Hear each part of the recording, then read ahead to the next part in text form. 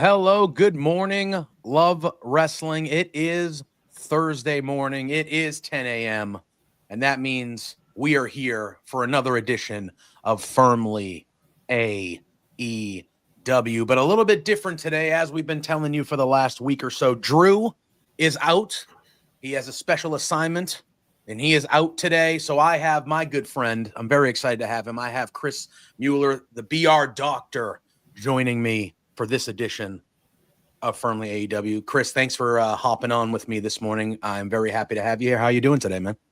I'm doing good. Thanks for having me. I'm always happy to hop by and say hi to the Love Wrestling guys, so I was more than happy to jump on when you sent me the invite. Heck yeah, man. Very excited to have you here. Everybody, as they roll into the chat, we already got Johnny in the chat saying, good morning, gentlemen. Good morning to you too, Johnny.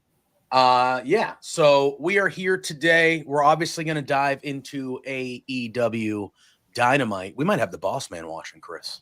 I don't know if you know this. The boss man put us over on the Twitter with the likes of the tweets and things like that. Tony, if you're watching, hello, sir.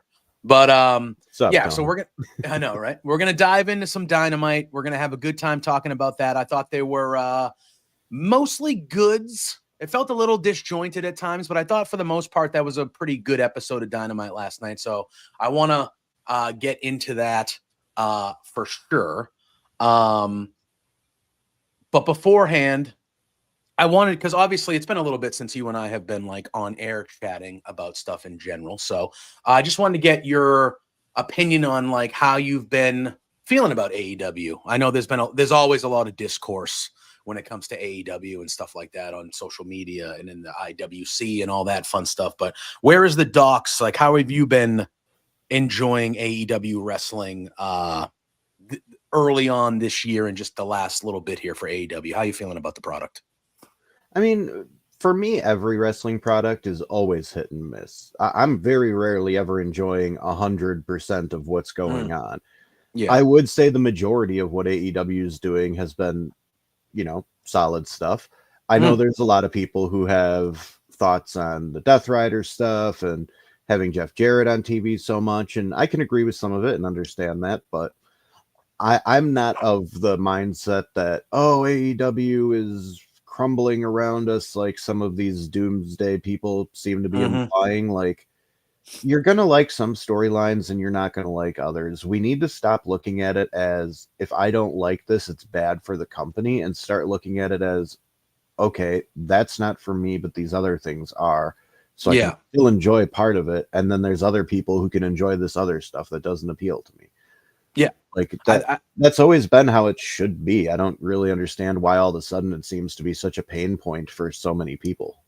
Yeah, I fully agree. And like, like you, I've been watching wrestling for a long time, and not every storyline that I've watched in pro wrestling I've either loved or hate. Like, I don't know. It's very bizarre. Like, not everything on a show is going to be for you, and that's okay, because there should be some things on the show that aren't for you, because they're trying to get a ton of different people to watch and like the product, right, like the show. So like, there's going to be stuff that you don't like. How all of a sudden we got to this state, like you said, where, I don't like a couple of the things they're doing, so the company's terrible as a whole. It's just this weird, I don't know. It's just kind of like a weird mindset for me. I don't know. It's very bizarre. I will say that having Kenny back, I think, has brought a lot of people's faith around again. And I also think that I can see from a long-term perspective what Tony is trying to do. I'm just not sure that week to week it's always going to be satisfying, just like a lot of the NWO stuff wasn't, there may be an end goal in mind, and when it's all said and done, we may actually enjoy the way it ends. It's just, some of it on the way there might be a little rough. Yeah, exactly. And before we dive in, because you just mentioned Kenny Omega, and he was part of the start of the show last night, so we'll dive into that in a second. But if you're watching right now on YouTube, first and foremost, we appreciate you guys being here. But click that thumbs up, give a like to the show, to the video, click that bell for notifications so you get those notifications when we have all of our great content going live or releasing some great matches from LPW here on the Love Wrestling YouTube. So if you could give a little bit of a share, a little bit of a like, that helps us a lot. It helps us in the algorithm. It gets more people watching the shows, which is what we want. If you want your comment or question or anything shown on screen, feel free to send a super chat that will guarantee your comment or question shown on the screen here while me and Chris start to dive in to AEW Dynamite. You know what people should send in super chats for? Tell us what you think Will Ospreay and Kenny Omega's tag team name should be. That should be good. Yes, that was one of the questions that we got from our thumbnail, because as of last night, the show started, Chris, with Tony Schiavone in the ring. He welcomes Will Ospreay, and then he welcomes Kenny Omega. And Ospreay starts it off. And he basically says, hey, I'm glad you're not dead. I'm glad you're here. He goes, I can't remember the last time we were in the ring without fighting each other. He goes, but this Callis family won't leave me alone. He goes, Kenny, I'm glad you're back, but you came back at a bad time, man. He's like, Jon Moxley is running the world title scene. He's got the title up for grabs. He goes, I've been trying to make my way over there to deal with that, but the Callis, Don and the Callis family keep getting in the way, and they won't leave me alone. And then Kenny kind of interrupts him, and it looks like, it sounds like Kenny's ready to go at Will. He's like, oh, I remember the last time we fought. It was at Forbidden Door. And he goes, and you nearly broke my neck, and you stabbed me with the same screwdriver that Don used on me a few months before. And he goes, and as far as I'm concerned, I didn't think you were better than me then, and I don't think you're better than me now. And he goes, I know why you did what you did when we fought last time. You were trying to prove, that you were the best, but you're not. He goes, it took, and then the line that Kenny said that was real good. He goes, it took diverticulitis nearly killing me to show people that you even existed. Which was that was a brutal line.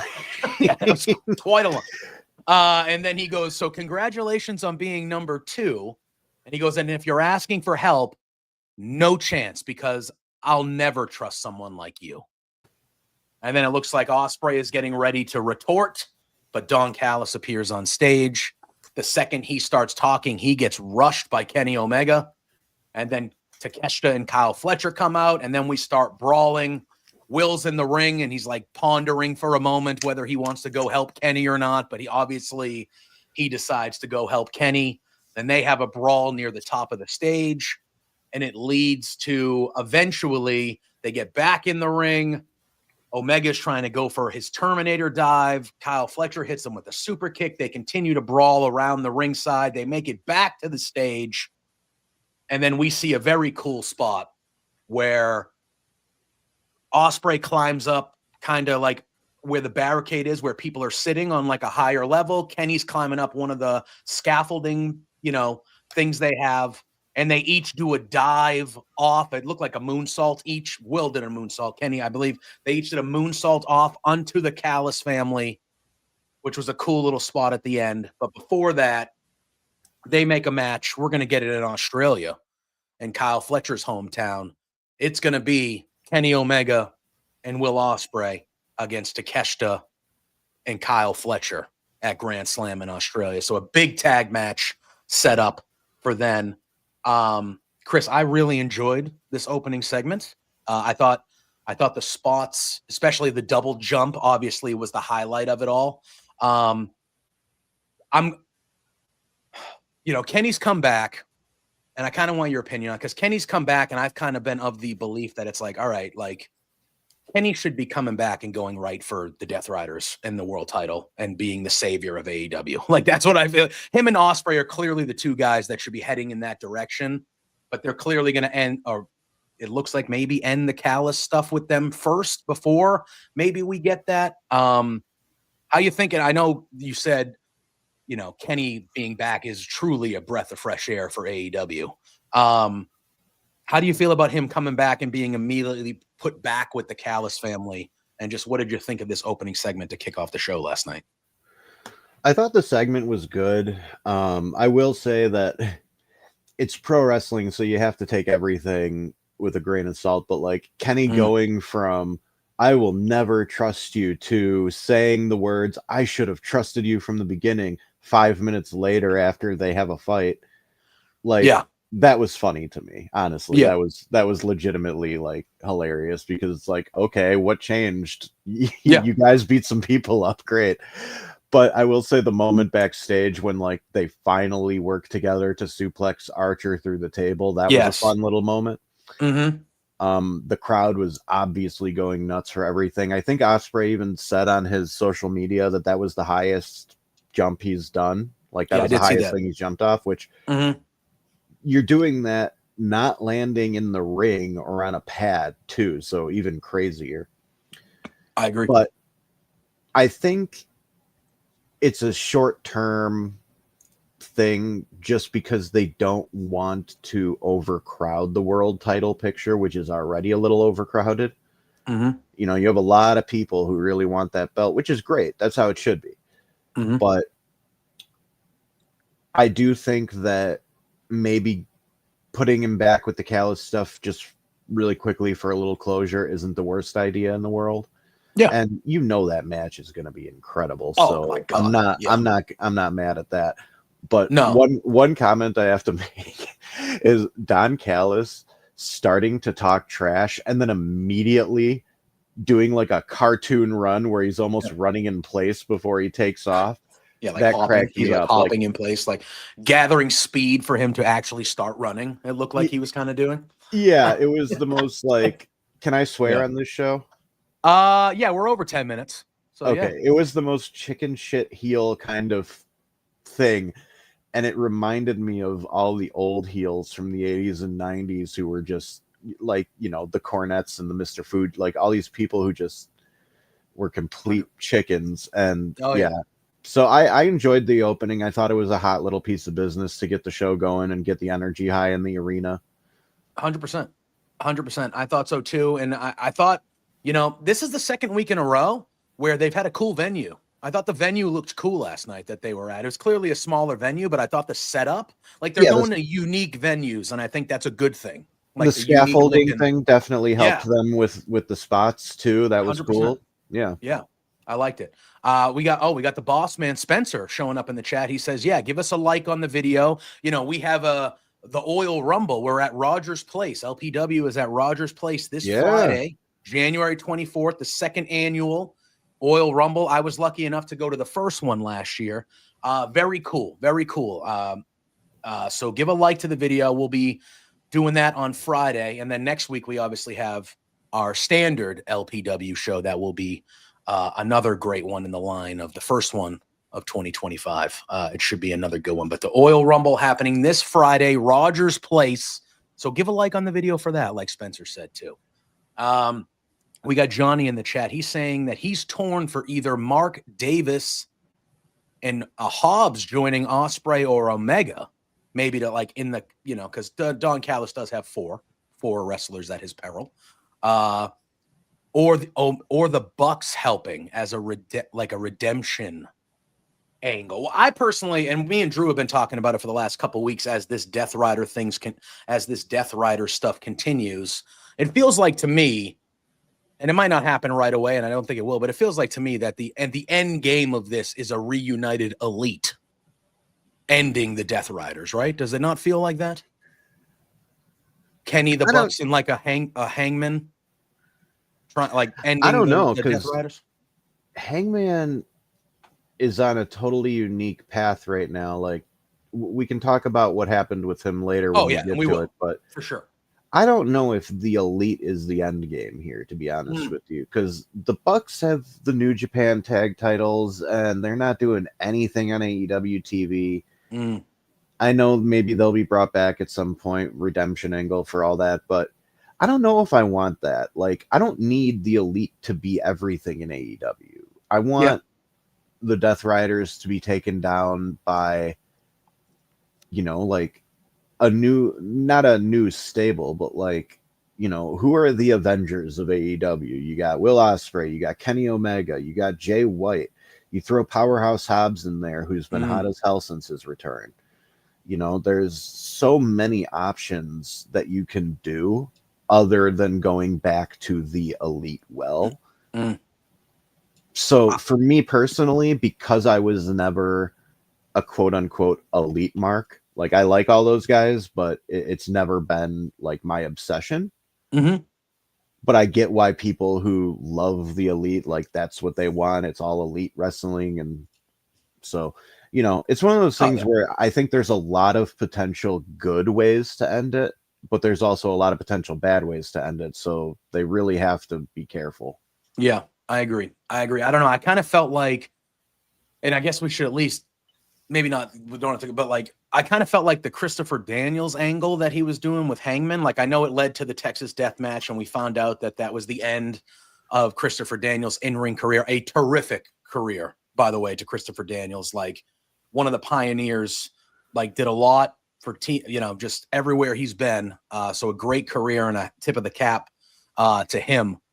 I kind of felt like this was Daniels in character, like trying to get Hangman to snap out of it, to snap out of his psychotic path that he's been on since the Swerve stuff, because he knows they need a right type of Hangman to help rid AEW of the Death Riders. So I kind of thought they might have been going in that angle, especially with Kenny coming back now. But I don't know. But I think you're right. I think this is the Death Riders thing in general is a very touchy subject to some, because there's people that either are still digging it and they like it, or there's people that are like totally off the boat now, and it's kind of, and we're going to be talking about them as we go throughout the night, because they popped up a bunch of times tonight, but it's just kind of very polarizing storyline that's going on right now with the Death Riders. And speaking of, after this opening segment, we get a little hype reel for Pac. He's in the main event tonight. He's going against Adam Copeland, which we'll talk about later on. And then we get Jon Moxley, Wheeler Yuta, and Marina Shafir in the back. Moxley says they're going to bring the best of the best tonight with Pac in the main event. He goes, Adam Copeland went to sleep in 2011 and woke up in a world that he doesn't understand, where the animals are faster, meaner, smarter, and they'll be happy to throw Copeland's meat on the pile. Man. He goes, your neck is hanging on by a thread, just like Bryan Danielson's was. Darby Allin had a death wish, and I gave it to him. And he goes, and maybe your next doctor visit will be a worst case scenario, but I won't lose any sleep about it, because there's too much work to do, and we're building a future. And he kind of leaves. And that's the end of the little backstage segment. So, mentioning Danielson, talking about Darby, I still think Darby is one of the end game things here. I still do. When it comes to the Death Riders, I still think if I had to pick right now, I don't know where you stand, Doc. If I had to pick right now, I still think Darby's the guy that takes it off Mox right now. I don't want it to be Darby. I'm kind of there with you. I feel like they missed that window where it could have been Darby, but I still feel like he's the guy that they're still planning to be the guy right now, as of right now. That could change, obviously. But again, another one of these, we're still building a future. There's a ton of work to do. We're not done doing what we're doing type promos from Moxley. I did like, obviously, that he mentioned Danielson and Darby Allin, but I thought this was pretty good for what it was. And then that led into a AEW World Tag Team Championship match. It was the Hurt Syndicate, Bobby Lashley and Shelton Benjamin, against Private Party. MVP on commentary, and he has been absolutely brilliant every time he is at the commentary table, Chris. He's just so good at what he does at the commentary table. I agree. I liked this match. There's a greater thing I want to talk about here, but I like this match. I thought the Hurt Syndicate looked like $1 million in this match. Private Party were great opponents for them. It was back and forth a little bit, but I thought the offense that the Hurt Syndicate did in this match really stood out. They just looked like monsters in this match. And it just served them so well. And I think, like most of us thought was going to happen, the Hurt Syndicate does get the victory with Bobby Lashley spearing Isaiah Cassidy, and they become the new AEW World Tag Team Champions. Obviously, I do not have a problem with the Hurt Syndicate winning the tag titles. Much deserved. They have been A+ act since they brought them all together here a little bit. However, I do think that Private Party deserved better, especially when it comes to their tag title run. But I like the match. I love the Hurt Syndicate kind of running the tag division for a little bit moving forward here. I think that's a good spot for them. Talk to me about how you like this match and just kind of where you're standing with the Hurt Syndicate being the new tag champs, and kind of where does Private Party go from here? Because we had this big build up, 5 years. They haven't won the title. They get their moment. It's incredible. Everyone's happy for them. And then they did a whole lot of really nothing with them, Chris. A whole lot of nothing. You know, I agree with you about pretty much everything you just said. I think Private Party's reign was too short. And I think this match was booked too soon. I think you could have given Private Party maybe one more title defense or feud between this and dropping the titles. But that being said, it's not the worst thing in the world. We've seen short title reigns. We've seen champions lose a belt and then regain it down the line. We don't know that the plan isn't for them to hot potato the title a few times. There's a very good chance the Hurt Syndicate doesn't have a very long reign too. So what I was most happy about was Shelton Benjamin just looking like a beast. I'm so happy with how that guy has been portrayed in AEW. Yep. Granted, he's picked up a couple losses that I didn't think he needed, but it finally feels like he's being put on a similar level to Lashley instead of being portrayed as his right-hand man or the second in command or whatever. Yep. Like that crotch lift suplex that he used on Quen sent that dude 10 feet in the air. Like one of the most impressive things we saw last night. Yep. I agree. It was incredible. The table spot, super fun. Like it was a great match in terms of the excitement level. And now with them as the champions, I do think we're going to get some fun matches. But if the trios titles weren't being held up by all this Death Riders nonsense, that would have been a better place to put with MVP as the third. Yep. But I do agree with you that MVP is just gold whenever he's on commentary. I even liked when Isaiah broke up a pin and it was like towards the end of the match and MVP's like, I'm not even mad at that. That was impressive. That's what champions do. And then 30 seconds later, his guys are winning. And it was so good. And it's, he's so good because, like, obviously he's rooting for his guys. They're his guys. Like, he's rooting for them, but he does a great job of still being a heel, but putting over the opponents. Like earlier in the match, he was like, oh, Private Party, like he was putting over Private Party. Oh, they're amazing. Like they are very talented, but he's doing it in a way where you can tell he means it. It's respectful, but he's also like clearly rooting for his guys to win the match. I just think he does a great job of kind of being that heel, but also putting over the people that his guys are facing, like making them formidable opponents through what you're hearing from him as well. And which is a classic tactic that Paul Heyman is great at. Like he'll come out there and he will spend 5 minutes talking about how great somebody is and then immediately switch gears and be like, and that's why Roman Reigns is even better because he's going to beat that great guy. Exactly. And that puts over everybody. And that's a great way to make the match more exciting instead of being like, yeah, my guys are big, these guys are small, this is an easy squash. What are we even doing here? Like, you don't want to bury your opponent in a way that also buries you. So I love, like, Mercedes is fantastic at that. After every match she has, she goes out there and puts over her opponents in interviews and all this other stuff as being like fantastic workers, great to work with. And all that does is elevate her for being the one to beat this person she's complimenting. Yep, 100%. We got some new people popping in the chat. We got Eric, Zach, Tom Talks Rubbish in the chat. How you doing, Tom? Hope you're well. Scott popping in the chat as well. Yeah, Johnny says they're trying to be heels, but that win seemed to get a huge pop last night. It did get a huge... Listen, they are heels, but listen, if you're badass and cool, you're badass and cool. It is what it is, man. And there's no way you can look at that trio and not say these are some of, if not the coolest guys on this program right now. Heels being cheered in AEW is a common thing. Yeah, yeah. And that's more of a common thing in AEW in general. But, it is what it is, man. It is what it is. Somebody said early Bonkers said should have gave the tag titles to Brody and Buddy. I mean, I don't think that you're telling me that you wouldn't love to see the Hurt Syndicate versus Brody. Like, that's a match that I'm ready for whenever they want to do it. Cool.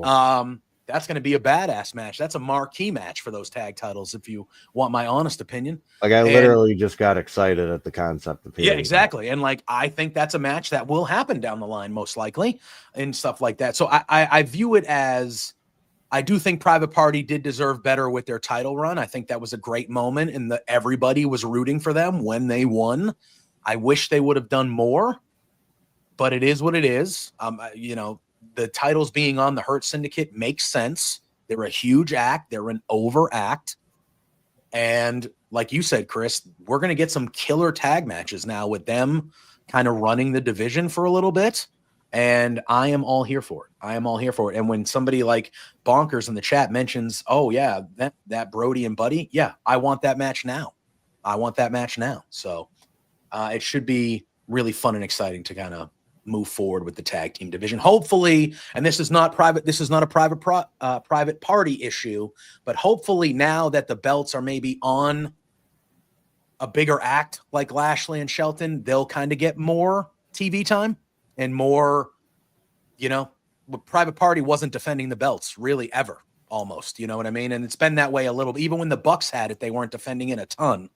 So hopefully now that it's on the Hurt Syndicate and that's an act that people want to see week after week after week, those tag titles get a little bit of a rub because they need to be put in kind of a little better position as well. Yeah. And I do want to touch your Shelton Benjamin thing. I thought it was so essential when they first brought him in that they gave him the amount of time before Lashley showed up then they did. 100%. I thought that was giving him that time by himself with MVP and showing him as the guy that we kind of always knew he was, like one of the best wrestlers in the world, and giving him that is why we're seeing him get that. Like, he just seems like he's on a completely different level, even though he's always been this good. It just seems like he's on a completely different level, and it's because AEW put him on a completely different level, and they gave him that time. This is New Japan Shelton again. Like, this is the Shelton we were seeing outside of WWE before he went back. And he's always been this good. And it's so fun to just watch him finally get to let loose and just suplex everyone out of their shoes. Yep.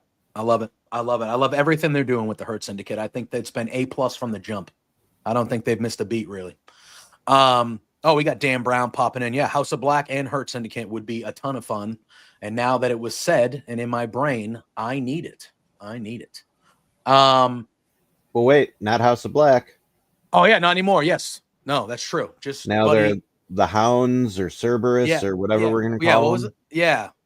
Well, was it the Hounds? Is that what they're going by? I'm not 100% sure. Maybe they're going to be both. Yeah. We then got a video package with Mariah May talking about her title match against the rookie sensation, Tony Storm, that's happening at Grand Slam. And then we saw Toni Storm being interviewed backstage by Renee Paquette. Oh, God. And this is, yeah. And Harley Cameron, God bless her soul, man. She's tremendous. The MVP of AEW programming. Maximizes her minutes. Whatever they give her, she makes them count. She shows up. And they start having a talk where I believe they're using just basically every Australian lingo that they could, like all of it. They're just using all of it. I didn't know half the shit they were saying. Renee Paquette's facial expressions throughout this were tremendous. She clearly didn't know what the hell they were saying. And they're having a full-blown conversation just using all this, whatever Australian speak, very Australian speak. But it was hilarious, even though I didn't know what the hell they were saying. And Renee throughout this segment made the segment with her facial reactions, I thought. But a very fun segment, as you would expect. Harley Cameron is really a joy when and it's not the last time we see her tonight either. But Harley Cameron is really a joy when she shows up in these things. And I thought this was very funny. I thought this was very funny and a nice little lighthearted thing in the middle of the show here. Me too. I cannot say enough good things about Harley Cameron. She has, like you said, like she maximizes her minutes. Nobody uses their time better than her. Mm-hmm. And I don't know. I'm just like, I'm in love with how awesome she is as a character, and I can't get enough. Yeah. And I feel like she gets freedom a little bit, like where they kind of trust her enough where it's like, hey, we want you to, but like go do it your way. And they just give her the freedom, and she's singing, she's yelling, they're doing fun. Like, it's really, really good that they've kind of let her be like basically full of personality and be that person that she is. 'Cause it's getting her over. It's getting her over big time. Did you see the cameo that she did for Rob and Maggie that I ordered? Oh, no, I didn't. As a gift for them? I didn't. No. I got Rob and Maggie a cameo from Harley as a Christmas gift. That's awesome. And played it on their show as a surprise. And oh my God, she's a ventriloquist too. Did you know that? I didn't know that. She can do ventriloquism, and she has a doll named Earl, who's an old man with a bow tie, and she used that in the cameo. And like, that's incredible. I wonder if they ever incorporate that into the character on TV at some point. I mean, it wouldn't shock me at all. Yeah. She's so talented, and she is. She's very, very good. And she's improving so fast in the ring. Like, yeah, cannot say enough good things about her. No, we really can't. Like, she's easily, and she's maybe on screen. Obviously, she's had matches and stuff, and I agree with you. She's gotten a ton better in the ring. But we maybe see her for a total of 3 to 5 minutes an episode of Dynamite because she's doing backstage stuff. And it's arguably the most memorable stuff on the show because it's so outrageous, but so good and funny. Like, she's really, really coming into her own from that level of things. Like, I want a Feel the Wrath of Harley Cameron shirt. Like, oh, yeah. And I don't buy wrestling shirts, really. So like, that's the kind of fan I am right now. I love it. I love it. All right, we come back from commercial, and we have Jeff Jarrett in the back. He's getting interviewed, and before he can really dive in, Karen Jarrett shows up on screen, and she tells Marvez, like, hey, I need a minute. Can I have a minute with my husband? And she says, hey, and I felt like they did this in kind of a good way, Chris, because there was a lot of pushback last week with the MJF Jeff Jarrett segment. I thought both of them had good things to say in that segment. And then I thought both of them just kind of did unnecessary stuff. Now with MJF, that's always been his character. So like, it's not anything that shocked me or anything like that. But I thought Jarrett, there was just a lot of discourse about that segment last week. And they addressed it, I thought, with Karen and with Jeff in the ring afterwards. And last night, Karen says, hey, remember what we talked about? I didn't like you getting into the mud with MJF last week. I don't want to see it happening again. And Jarrett kind of shoos her off a little bit and goes, yeah, I get it. Like, I'm okay. And he just kind of leaves. And she's looking a little like, shocked, not shocked, but she's looking a little like worried. And then he comes to the ring. And he says, hey, we're in Knoxville. He says, and being here as I was driving here, I remembered one of my great mentors. He mentions Jerry the King Lawler. He says, I was having a match way back in the day, and Jerry was watching me. He goes, and I just got my ass kicked, like physically, but verbally too. And he goes, and I threw in a few verbal jabs myself at the end. And he goes, and when I got to the dressing room, Lawler came up to me and he shut the door and he got in my face and he asked me what the hell I was doing. What was I thinking? And he said, you never get in the gutter like that. And he goes, and last week I got in the gutter. With MJF, I got in the gutter. And he goes, but now I'm home, and sometimes it takes you to come home to really remember who you are as a person. And he goes, and MJF is going to find out exactly who the last outlaw is. We're going to settle this Southern style, he says. No lights, no camera. He's going to take him out to the woodshed and beat his ass. And then he goes, but that's enough about Max. And then he stares his direction to Jon Moxley. He says he wants to thank the fans for believing in him, that I can win the title, and he calls Jon Moxley out to talk. We hear the Death Riders music, but it's not Jon Moxley that shows up, Chris. It's Claudio Castagnoli. He cuts Jarrett off from behind. He lays him out. He grabs the mic and he says, nobody gets to Jon Moxley without going through him first. And he goes, I'll give you one piece of advice. Stay out of our business. And as he goes to leave the crowd, Double J calls him out and tells him to turn around. He tells Claudio, you're going to have to kill me to stop me, basically. And Moxley's his target. He goes, so how about if I beat your ass next week, I'll get the title shot. And Claudio says, beating you lifeless is an interesting proposition, and I'll see you next week. And that's how this segment ends. So we're getting Claudio and Jeff Jarrett next week. We have somebody in the chat already that says Claudio should squash Double J clean. Obviously, we've seen a lot of TV time from Jeff Jarrett here. He's been on the show every week.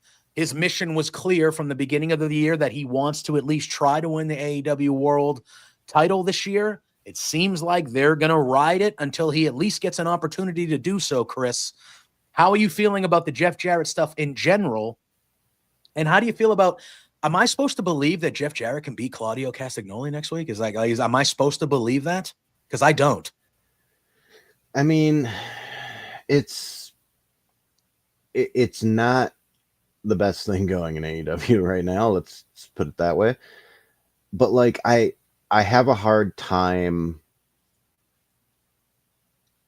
with the whole fact that, like, how are John Cena and Jeff Jarrett retiring in the same year? Like, yeah, Jarrett's been around so long compared to John, and it's such a funny juxtaposition. But yeah, I don't know. Like, I get why a lot of people don't think that Jarrett needs the time or the position that he's in right now. Mm-hmm. But at the same time, I understand that he's been a valuable asset to Tony behind the scenes and in front of the camera. And if Tony wants to make his farewell year in pro wrestling special, like, I kind of get that. Mm-hmm. Jarrett's, might not be everybody's favorite, but he's been around for a long time and he's done a lot. The dude probably loves his business more than most people, and he is one of the nicest people I've ever interviewed. Mm-hmm. Like, 100%. I enjoyed talking to that guy so much because the passion he has for pro wrestling was so obvious. But yeah, it's one of those things where, like, I'm kind of just in the middle on it. Like, it doesn't make me angry like it does a lot of people, but it also isn't making me happy. So it is what it is. Yeah, it's fair.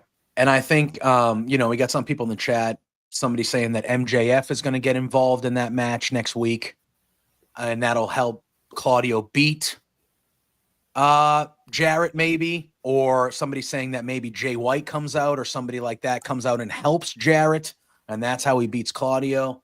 I'm not really sure. Don't forget, Jarrett has allies. Where's all his guys been? Where's that 7-foot monster that used to hang out with him? Where's Jay Lethal? Mm-hmm.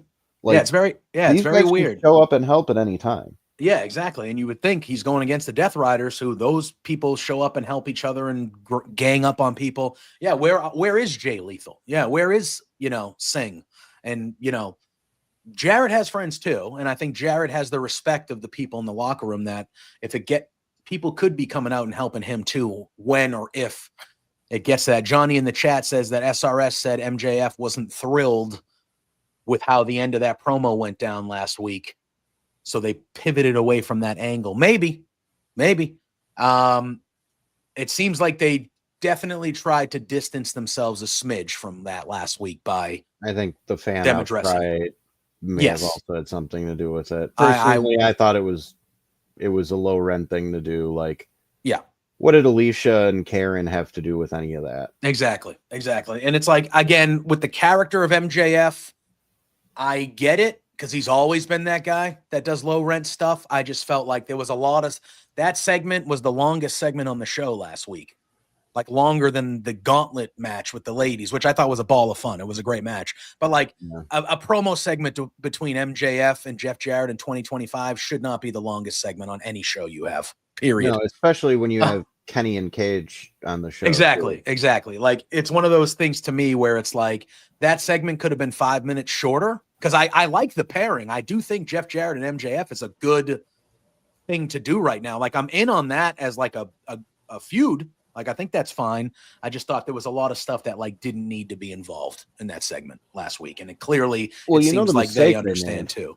The mistake they made was having the babyface go down to his level instead of take the high road. Exactly. Jarrett bringing up Alicia was the mistake. Like, you're right. MJF has always been that guy, and him throwing out a few insults to Karen wouldn't have even been a talking point had Jarrett not reciprocated. Exactly. Because you would expect that from MJF, because that's who he is. That's who he is that guy. He's been doing that from day one. But when you have, like you said, the baby face then match that and go, oh, I used to be like you. Yeah, you used to be like you, Jeff. And when you were like that, we didn't like you. And it's different when you're a John Cena 2007 babyface who's insulting everybody because that's his shtick. Yeah.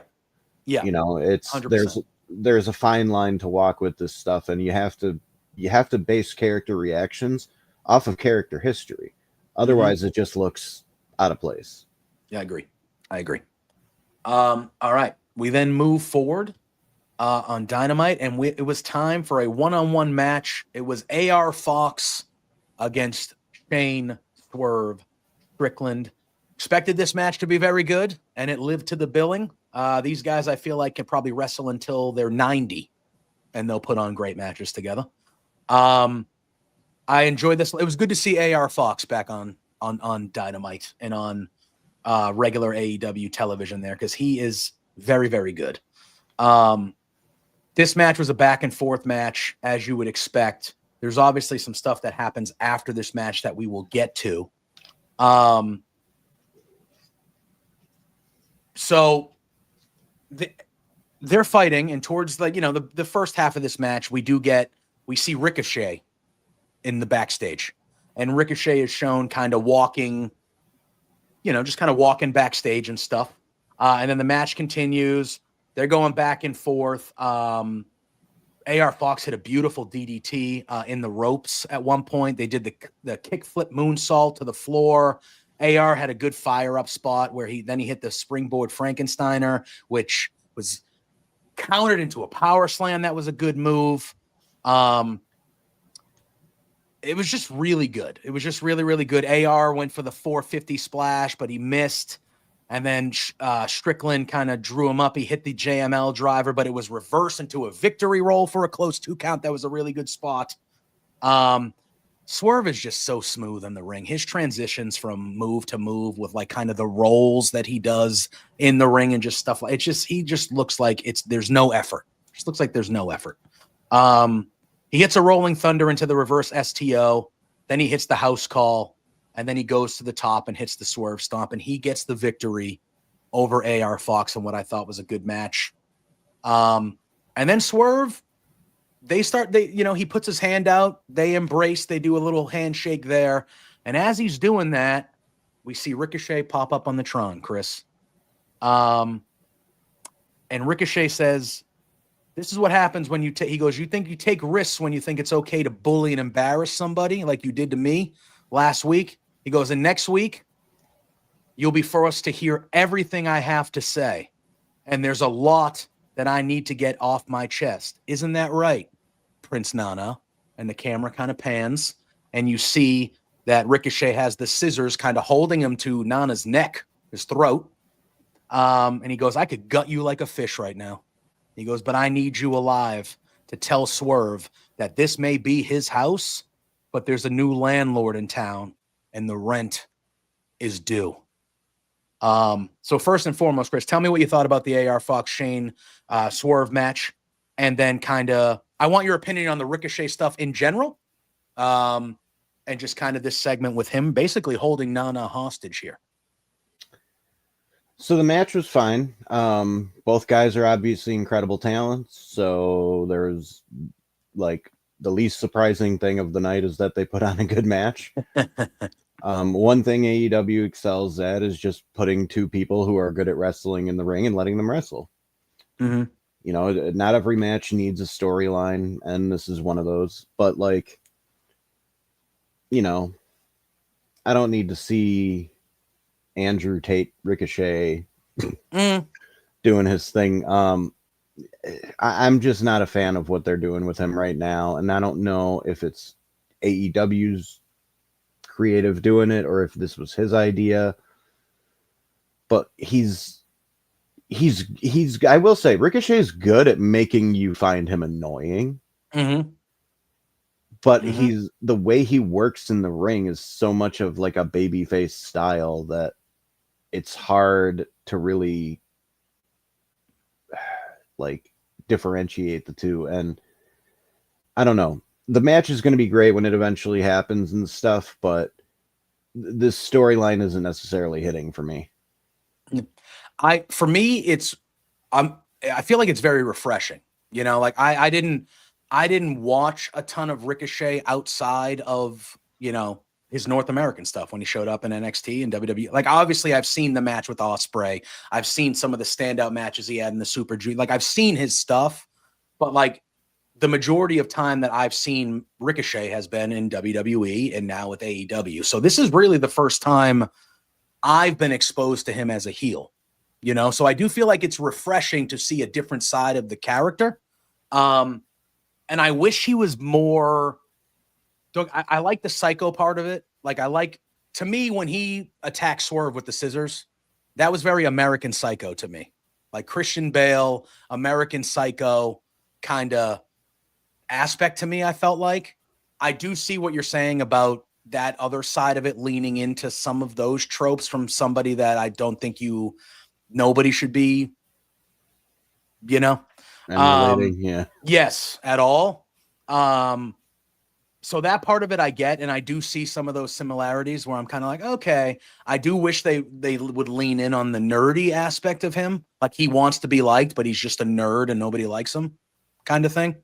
But in general, I think I like seeing the different side of Ricochet, because when you mentioned the in-ring stuff, he's wrestled since he's kind of been full heel here, but not a ton. I wonder if he does adjust his in-ring a little bit. You know what I mean? Like, maybe he does less of the standard high-flying moves that are going to get the crowd to, you know what I mean? Like, that is who he is in the ring, so I don't know how he could do so. But do you think he might lean in a little bit? Like, the more matches we see of him moving forward in this character, like, do you think he'll slow down a smidge in the ring and kind of lean into the violent side that we're kind of seeing in ring? Because I feel like he needs to.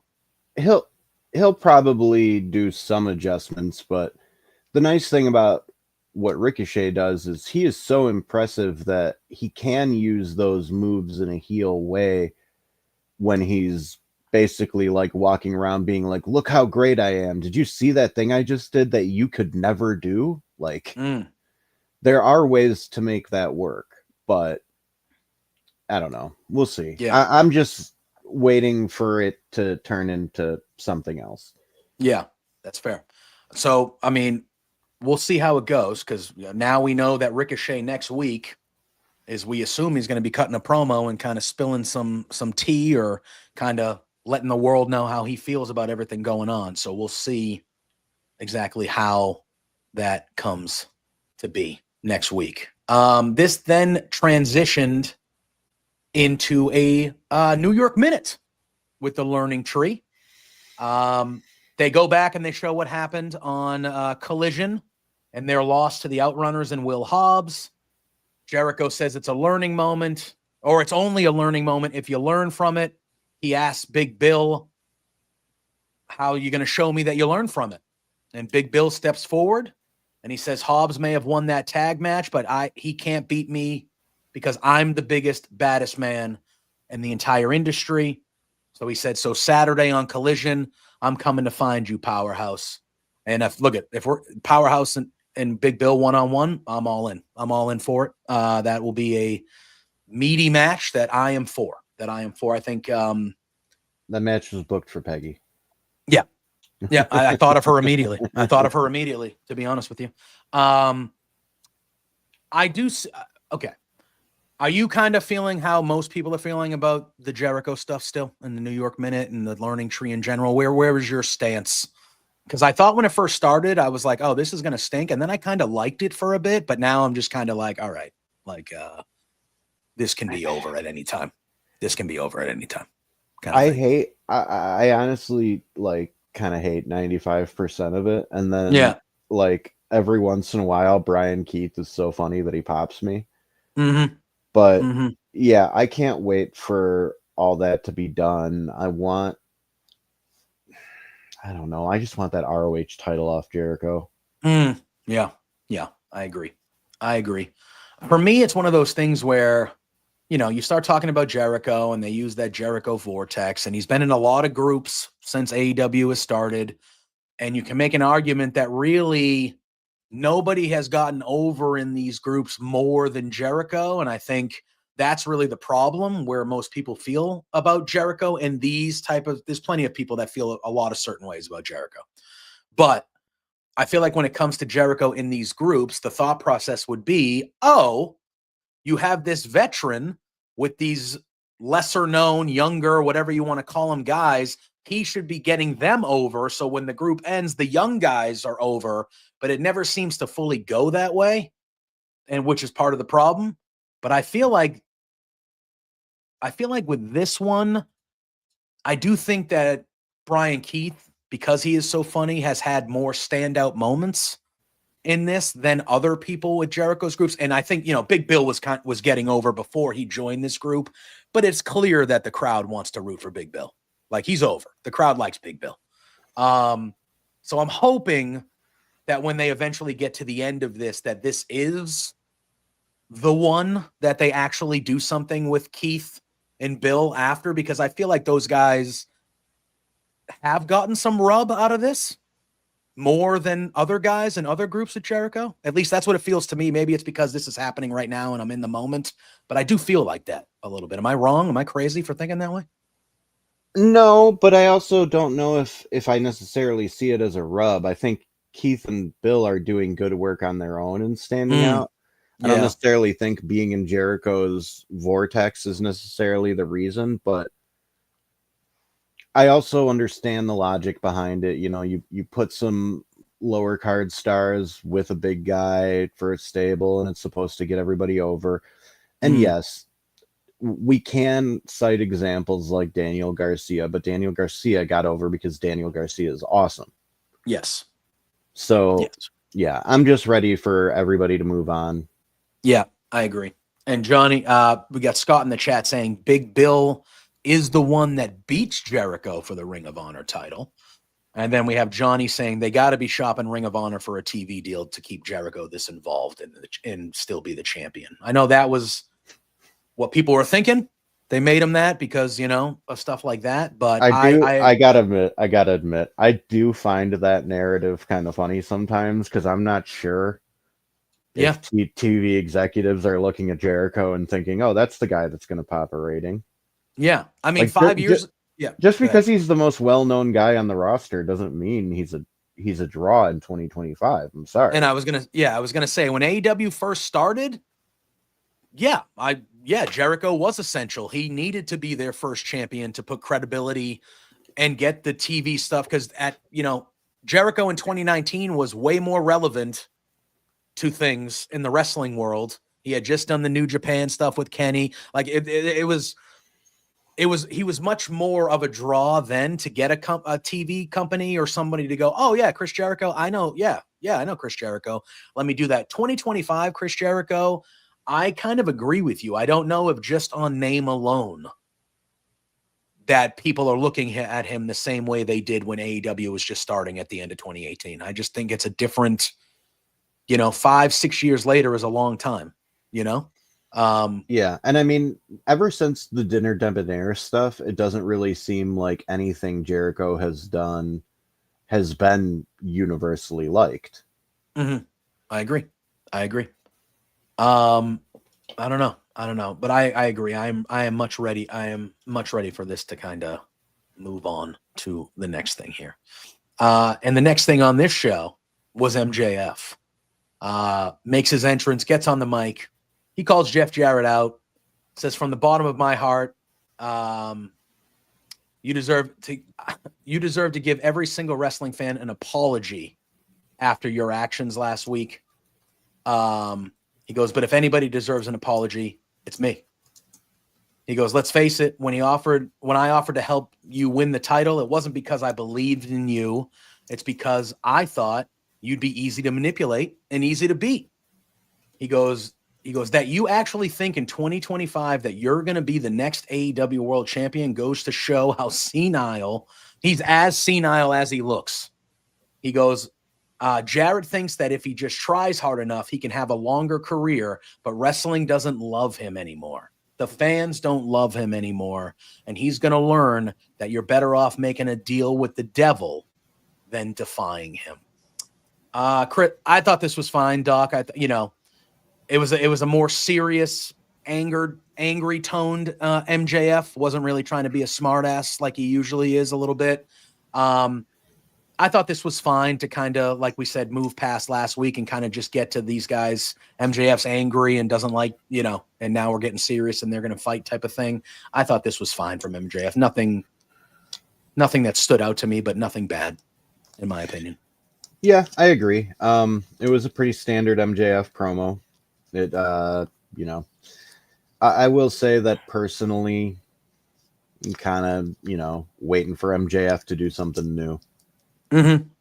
Now, we know that MJF obviously is a heel, but we talked about the Avengers type stuff with Death Riders and things of that nature. Like, down the line, do we see MJ? Because MJF mentioned Moxley on a promo a little while ago. Like, even though he's come back and he's kind of got back to the dastardly, like, piece of shit heel MJF, do we think that MJF eventually, like, how does he not want to get back to, like he mentioned, the Triple B? And, he kind of built himself as one of, if not Mr. AEW for a long time. And now he's back to being the dastardly MJF. But, like, do we see him getting involved in the Death Rider stuff? Or is he going to wait till somebody takes that shit off Moxley and then we get MJF kind of getting back? Do you see him getting involved at all down the line in the title picture, as long as it's on the Death Riders and Moxley?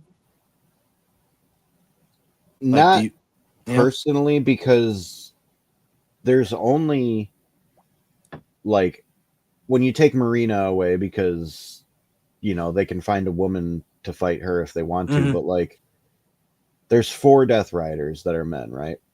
Yep. I don't think you need MJF to be one of those 4 on the other side. Like, let's say that the end goal is anarchy in the arena, which, that's, what is that, March or May? I forget. Yeah, something like that. March. Revolut, yeah. So let's say that that's where AEW plans to cap off the Death Riders stuff. I'm sure a lot of people want it to end sooner, but I'm just throwing out a hypothetical. Mm-hmm. You need the 4 guys on the other side, and, you got Jay, you got Kenny, you got Hangman, you got Will. You don't need MJF. Yeah. And sure. I think having MJF be the spineless coward who's waiting for somebody else to take out the big dog so he can swoop in and pick up the scraps makes more sense for his character than being talked over to the good side temporarily. Yeah. I think that's the way to go. Yeah. I kind of see. Yeah. I kind of see whoever ends up being the guy that, or the group, or the person that takes the belt from Moxley. I could see MJF then quickly entering the title picture again and being like, okay, now that crap's done, I let you guys do all the work during that crap. Now I'm back to take back what's mine and kind of put myself back at the top of this company. I could see that being a very MJF way to do things, for sure. All right. We then had the Hangman Adam Page segment here on Dynamite. Walks down the ring. I believe the guy that he faced, his name was Tyler Shoop. Was it? I think so. I think that's what I saw. Tyler Shoop. He destroys him. Handles business. Squash match. But the post-match stuff, Hangman hits Angel's wings on this fella. He hits Christopher Daniels' move. Angel's wings on this guy. And Christopher Daniels then shows up carrying a microphone. He's got a neck brace on. Obviously, Texas Death with Hangman and him happened on Collision. Hangman walks right up to him and he goes, "Do you want to you looking to get your ass beat again, man?" And Daniel says, "Nope. All I wanted to do was be a friend to you." He goes, "But now I see that I messed that up." He goes, "I let my ego and insecurities escalate this to the point where I accepted the most violent match against the most violent man." He goes, "I'm going to regret that the rest of my life." He goes, "Because after Texas Death, that last buckshot lariat added to all the damage to my neck over the years. My doctors have advised me to never wrestle again." And he goes, "So I'm here face to face to tell you, Hangman, that you win. You won the last match that I'll ever wrestle, and that this is goodbye." He says, "I'm sorry. I hope that you can be happy." He goes, he pats, kind of gives him a pat on the chest, and he walks out through the tunnel.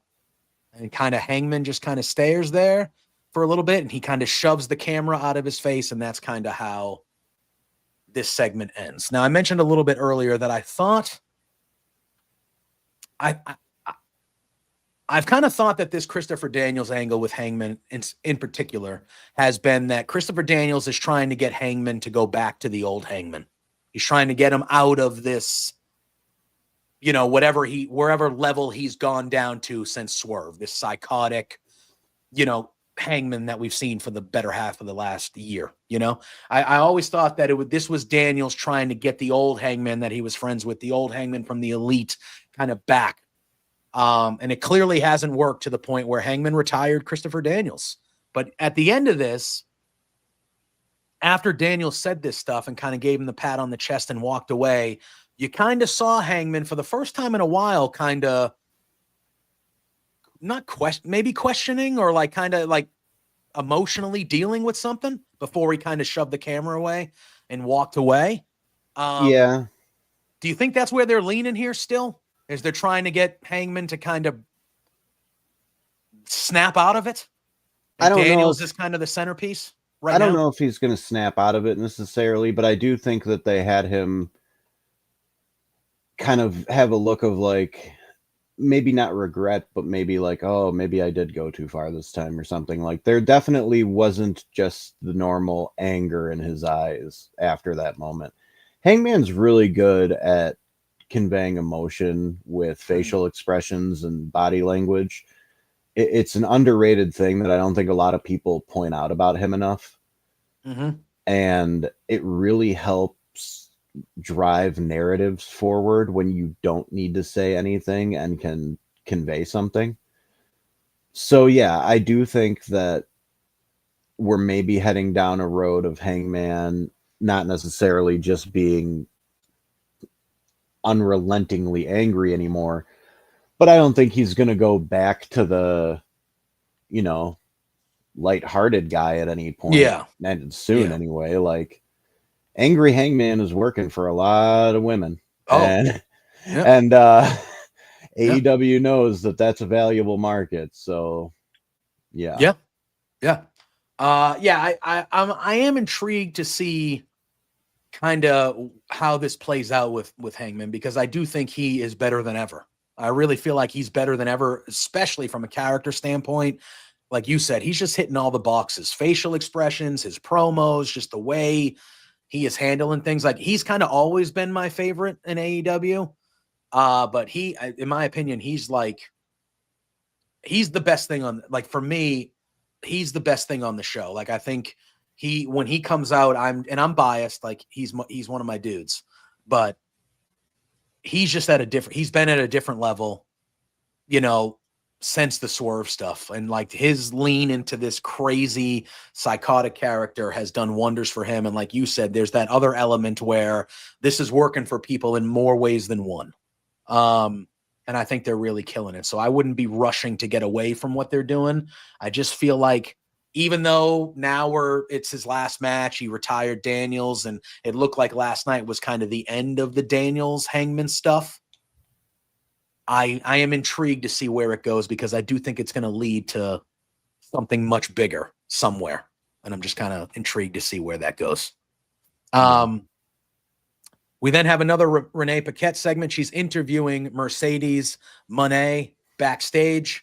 Mercedes is saying she's a global champion now, so she can't wait to see who else is jumping on the money train next. And we see, once again, Harley Cameron. She rolls up. She's got a guitar with her this time.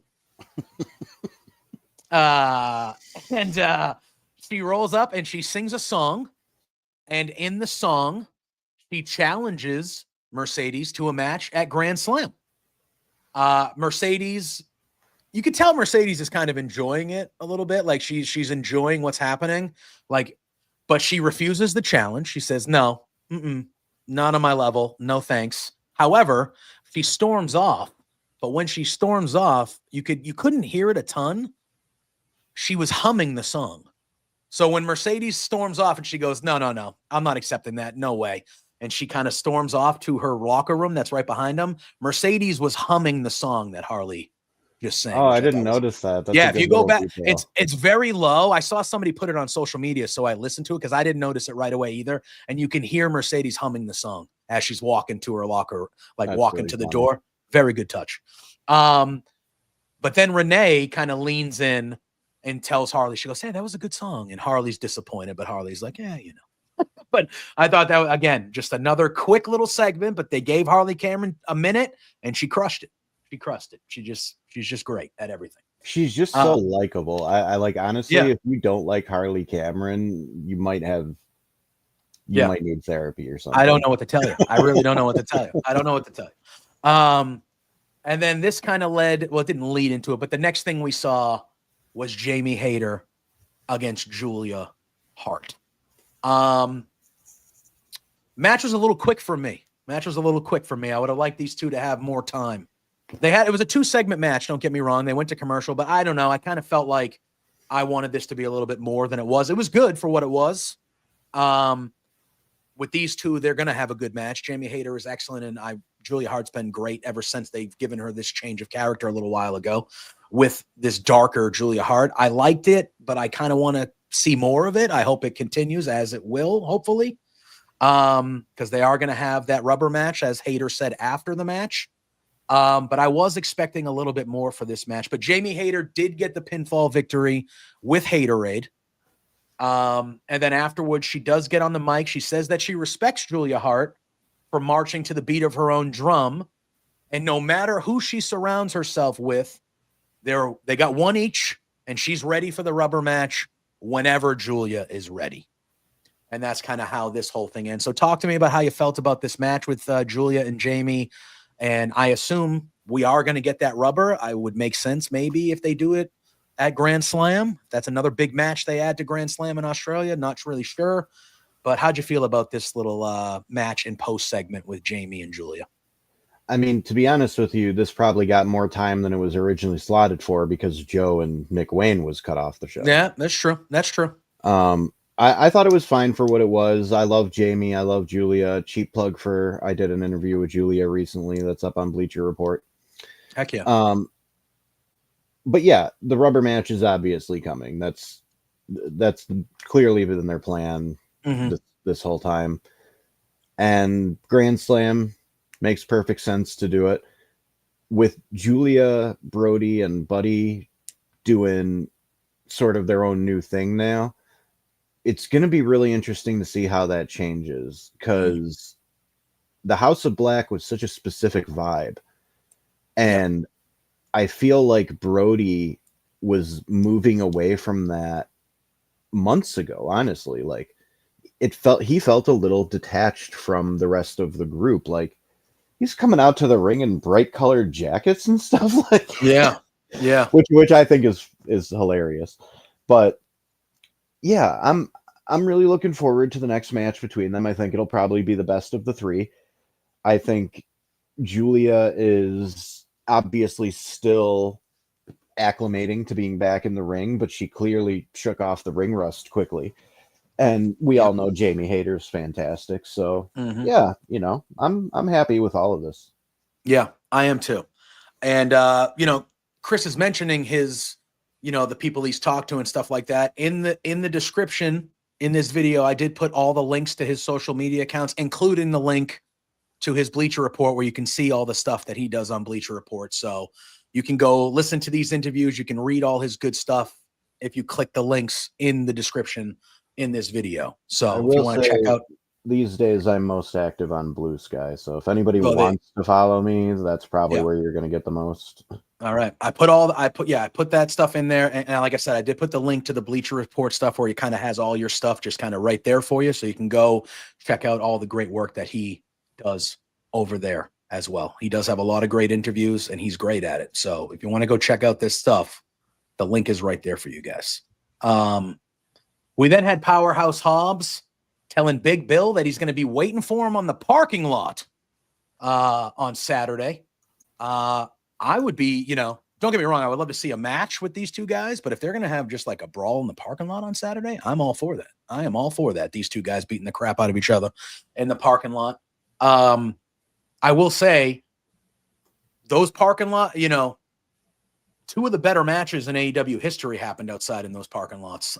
So if they want to kind of build this to be that type of thing, I am all for that, because I think AEW does that type of stuff well when they have those special kind of matches like that. Who do you think comes out on top, though? Oh, I mean, I think it should be that they've made Hobbs look so legit here that I feel like it should be him, but obviously Big Bill is in a group and he has the numbers. So I feel like it could actually go either way, but I think it should be Hobbs, because even in losing to Moxley, they made him look like he is belongs in the main of, like, they've made him look so good here that I feel like it should be Hobbs, personally. I agree. Yeah. But I could see, I mean, listen, clearly I think Hobbs should be in that group of guys that goes after the Death Riders. I think he should be there, but I don't think he's the guy that's going to take it off Moxley, clearly. I don't want Hobbs getting mixed up with the learning tree I don't want him to, like, even though I like Keith, I like Bill, I just don't want Hobbs for the next month or longer than that having to run through the learn. That's not what I want out of this. And I'm afraid that this is going to lead to that. And I think Hobbs, should be above it, if that makes sense. And I just don't want it to lead to that. I'm cool with the one-off with Bill, or even a little mini feud, because they're two big dudes that I like a lot. I'm cool with that. I just don't want it turning into Will Hobbs is dealing with the learning tree for the next 2 months. I don't want that for Will Hobbs. The one thing I'll say is I wouldn't be mad at Will Hobbs taking the ROH title from Jericho. I wouldn't be mad either. I would be, if that was where they were leading to, and then Will Hobbs is going to kind of be the champ and on Ring of Honor and the guy that kind of carries that company, I am 1,000% for that. If that's what it leads to, I just don't want Will to get caught up in this, the vortex, as they say, where they're, oh yeah, we really like you, we think you're a main eventer, but we don't have you involved right now, so go F with Jericho for a few months. Like, I don't want that to happen. But if it leads to that, that would make me feel better about it, for sure. We then get Swerve cutting a promo on Ricochet. He says that, you feel big and bad now, Ricochet, and you better, because that's what it's going to take to beat Swerve in a couple weeks, when the lion gets his hands on the rodent, was the line he used. He goes, but maybe, just maybe, I'll catch you a little sooner than that. So the thing that I do like about this, and I know you said this isn't hitting for you all the way here, the thing that I like about what they're doing with Swerve is even though Swerve is a good guy now, we all still know that Swerve's a psycho. We know the levels that Swerve has stooped to do what he's done. We breaking into Hangman's house, doing the promo over the crib, and the 3 matches with Hangman. We know what level Swerve can get to. So I think that part of it, like there was a great camera angle last week where he was Swerve was stalking somebody, and the way they showed it, he looked like a serial killer stalking his prey. You know what I mean? And it's like one of those things where Swerve is this good guy now that we all root for and we like, and he's clearly positioned as a babyface, but we all know in the back of our heads that at any minute, this guy can turn into the psychopath that we've seen him be before. And I think that matches the vibe that Ricochet is putting off, because Ricochet is trying to get to that level.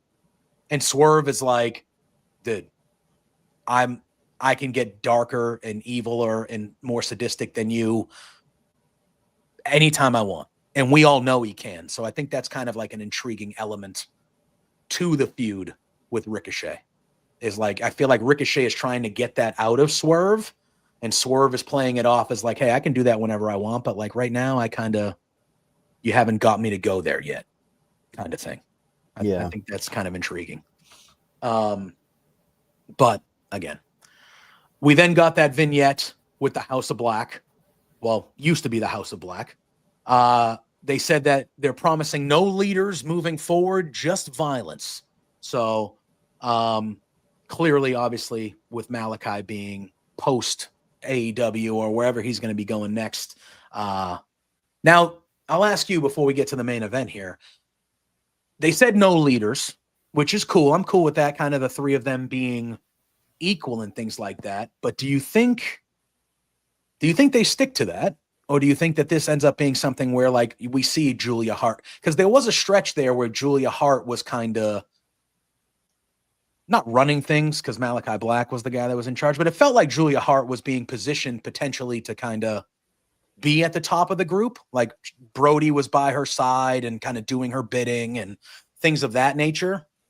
Do you think that they move forward with literally it's just the 3 of them united and there are no leaders? Or do you see somebody stepping to the forefront down the line with this group? Like is it a Brody? Is it Julia? Or do you think they kind of try to, I think it's going to be, a tag team and their friend. Like, I don't really see any of them needing to be a leader. Granted, Buddy has been given the least to do out of anybody in House of Black during his AEW run. So I would love for him to have a little more spotlight moving forward. Yep. But like we were talking about earlier, give me them versus Hurt Syndicate. Like, let's just watch those 2 teams absolutely crush each other. It'll be fun. Watching Julia screw with MVP and like threaten to spit mist at him is going to be hilarious. I wouldn't mind seeing Julia maybe start her own little group. I mean, kind of seemed like maybe Harley was going to go down that road. Yeah. Now she's just back to normal Harley. Yeah. Yeah. It did look like they might have been doing that there a little bit. So, because she had the black on her eye in her last match. Yeah. Yeah. She did. Yeah. I thought maybe they would go that. Imagine like Harley Cameron, like still doing what she's doing, but she had like the evilness in her a little bit that would be intriguing. No, it would be so funny to see her like dye her hair black, wear makeup that makes her look more pale, but still be the same like vibrant, bubbly person who's just unable to fully capture that goth personality, and it just annoys Julia to no end. I would love that. Yeah, that would be hilarious. That would be booked solely for me. Yeah, 100%. And we got Miss J Doom saying this will also give Brody more of a chance to shine in singles. I hope it gives. Yes, I see them as a tag team. Like I now that it was mentioned earlier today, I need that Hurt Syndicate versus them for the titles match at some point. I need it. But yeah, I would like to see both of them. I would like to see Buddy and Brody get more of singles rubs. Obviously, Brody was in the CC this year. I would have liked him to have finished a little bit better than he did, but I understood obviously what was going on in that. But Brody Lee to me And I think Buddy is there too. But Brody Lee, to me, is a top of the card, main event guy. And I think there is a way that them moving forward, we get to see a little bit of that shine on him, because he's another guy that, even though the House of Black was portrayed as heels a good amount of the time that they were together, it's a dude that's over, dude. The crowd barks. The crowd does everything. He just has that look that is so unique with the tattoos, and he's a big dude, but he's agile. Like, he's just got everything you want. He's got everything you want. We'll see, but I could see them shining in the tag division together, and I can see both those guys actually getting a good shine singly as well. Very much looking forward to how they go and how they maneuver their way post Malachi Black era of this group, for sure. We got some people in the chat that are saying it'll never happen, but a Hangman and Swerve alliance eventually would be fun. Maybe. I kind of view them as that should be the feud in AEW, where they fight, they go away from each other, they end up fighting. That should just be a thing that happens forever with those two guys. Yeah, but pro wrestling bookers can rarely resist an opportunity to do an odd couple 100% once in a while. Oh yeah. I could definitely see it happening for sure. And then it was time for the main event last night, Chris. It was Adam Copeland versus Pac, representing the Death Riders. I was looking forward to this match. Okay, I'm going to ask you this before we dive into the match, because obviously Adam Copeland has just returned at the end of the last pay-per-view, World's End there, and he's been going to Moxley and going after Moxley since the return. Do you think that's a good spot for him, coming back and kind of trying to be the guy that goes right for Moxley? How have you felt about Copeland? Because personally, before he got hurt, that was some of the best stuff that I was enjoying of his career, was what he was doing in AEW before he hurt himself in that cage match. And I'm glad he's back. I think he's an important asset. I still think the matches he has, including the one last night, was good. I'm not sure how I feel about him being Mr. AEW and trying to save and get, I don't know if that was the right spot. I would have much preferred them, like we mentioned the trios titles before. And I think that's probably where this ends up for him in FTR.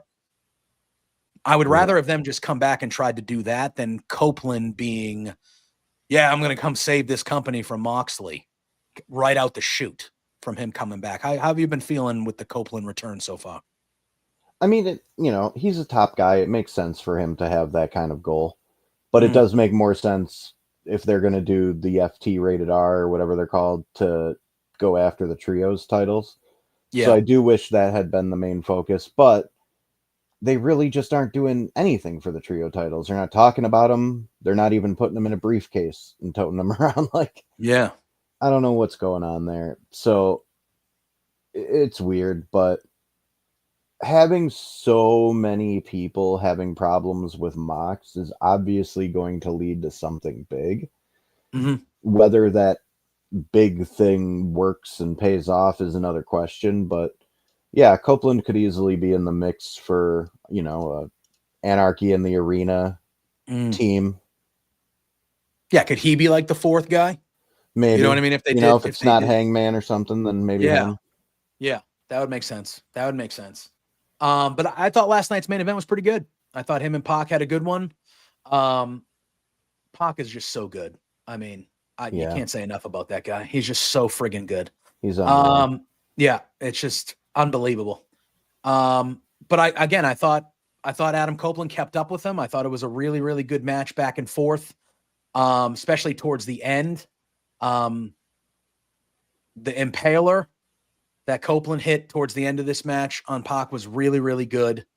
And then it kind of went to the end segment where there was the Brutalizer that he hit on Adam Copeland, then the German suplex, and just kind of the stuff that Pac does that is just, again, I mentioned it kind of like Swerve, but it just looks so effortless from Pac that it just, it's unbelievable. And Miss J Doom in the chat says that Pac's selling is top tier, 1,000%.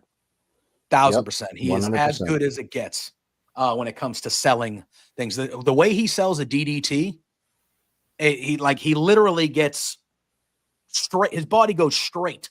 Like his body is straight into the mat. It looks like he truly gets spiked He went to the Rob Van Dam school of selling head spots. Yes, he's just perfect at it. He is perfect at it. Also, hygiene. So at the end, he hits the German suplex on Adam Copeland, and they're really leaning into the neck stuff with Copeland here. They stop the match for a second. Remsburg is checking on Copeland. Copeland is grabbing the neck. Commentary did a really good job of talking about, we all know the history of the neck injury with Adam Copeland, obviously, but they did a really good job of like making it kind of serious in this moment towards the end of the match. Adam Copeland gets recovered enough where he comes to. He ends up hitting a spear on Pac, but to the back. Yeah, right. He hits and it was kind of, he didn't go for a cover. It was almost like he was kind of still too beat up to go for a cover. And then he gets a pinfall with the TKO and he defeats Pac. But then we see post-match, the Death Riders are backstage. They have Cash Wheeler duct taped to a chair. Dax Harwood and the Rock and Roll Express are taken out. And we see Claudio give a concerto to Ricky Morton, for crying out loud. And then the Death Riders make their way to the ring. They surround Adam Copeland. They start beating him down, which has Switchblade Jay White come out to try to make the save. But the numbers game ends up being too much. Moxley chokes out Copeland with the Bulldog choke as they're forcing Jay White to watch it. And the show goes off the air with the Death Riders once again standing tall, leaving the baby faces laid out in the middle of the ring. Talk to me about how you felt about the main event match with Copeland and Pac, and then just kind of another week of the Death Riders and their numbers game getting the advantage of the baby faces as we continue on to wherever they're heading with this Death Riders angle. Talk to me about what you thought about this main event segment on Dynamite last night. I mean, the match itself was fine. Mm-hmm. The Death Riders stuff, obviously, it's a little repetitive right now. Poor Wheeler Yuta looks like he hasn't slept in weeks. Like, yeah. You know, I know that it's better to stick with something that you started and finish it than to just cut it off completely. So I understand why Tony is continuing with the path that he's going. It does feel like too many shows are ending with a Death Rider beatdown. Yeah. Quite frankly, we know not everybody is at every show. Just go a couple weeks where they're not at every Dynamite and Collision, or only one of them is there or something. But I do need to point out that the Death Riders are like, how do I put this? They're the most well-laundered stable in pro wrestling history. All of their clothes are always perfectly clean. Yep. And like, it looks like they literally just bought them off the rack. And it's so funny to see Moxley in these like jeans with the fake rips that have that are literally like day one, and the white shirts that have never seen a speck of dust. And it's like, I don't know, something about that group early on was very like dark and gritty. And then now they're like the J. Crew summer catalog. I was just going to say they're like Aeropostale or Abercrombie and Fitch models, but they're the most violent people in the company that are trying to kill people. I just want something for Marina Shafir. Like, yeah, like, I agree. Having Willow come out a few times and throw hands with her was fun, but like, give her a rival. Don't just make her somebody who stands there looking scary, because that only has a shelf life of a very short time before it doesn't mean anything to anybody anymore. I agree. And I think she's truly like, however you feel about the angle and where it's going and how stagnant, however you feel about that is separate. But like, I think Marina Shafir has stood out in this group, and she's been done so much after that Jay White segment where she choked him out. Mm-hmm. And they kind of had that segment last week where she tried to hit Adam Copeland and he stopped her and he kind of looked at her and was like, I can't do anything to, like, he's like, I can't do anything to you. Yeah. Bring in Beth. Well, I was just going to ask because there is those people like, do we see maybe we get a big intergender mixed tag match with Marina and Moxley versus Beth and Copeland? Like, I feel like that's a huge match you could sell Revolution or sell Grand Slam in Australia off of if you want to do it there. Like, I feel like that would be something fun for Marina to do. You can have the mixed tag and then it leads to a one-on-one if you want. But if Beth is ready to go and they're doing this Copeland thing, like, I think that would be a lot of fun and something major for Marina Shafir to do. Yeah, that would be great. That would be great. I would be all in. And somebody on Blue Sky or Twitter I don't remember who it was, but I wish I could credit them for the idea because I love it. They should have Adam record "You Think You Know Her" for the beginning of her theme song, just like she did for the beginning of his, because it's her voice at the beginning of his AEW music. Yes. Yeah. That would be very cool if they did that. But I would love to see Beth Phoenix get involved.